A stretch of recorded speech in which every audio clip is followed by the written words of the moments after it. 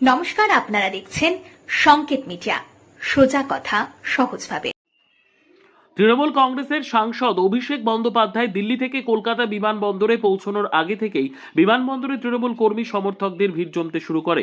সেই সময় একটি 4 চাকা গাড়িতে করে এক ব্যক্তি বিমানবন্দরের গেটের সামনে এসে পৌঁছন। তার হাতে ডিম ও ডিম ভর্তি ট্রে দেখে তৃণমূল কর্মীরা তাকে চিহ্নিত করেন এবং বিজেপি কর্মী বলে অভিযোগ তোলেন।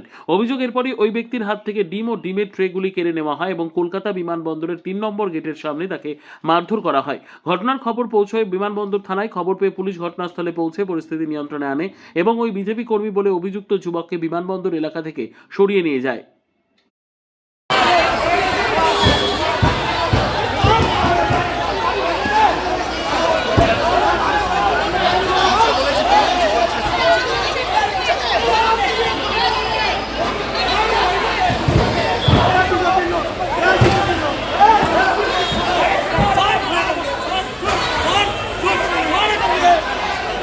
আমাদের ভুল হলে আপনারা আমাদেরকেও দেখান।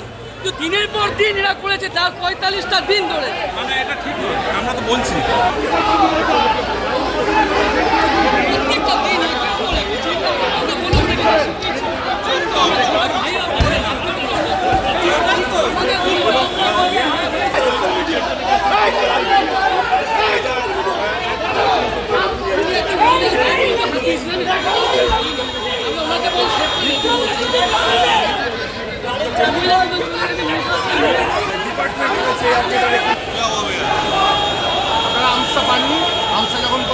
Subscribe our channel. Press the bell icon.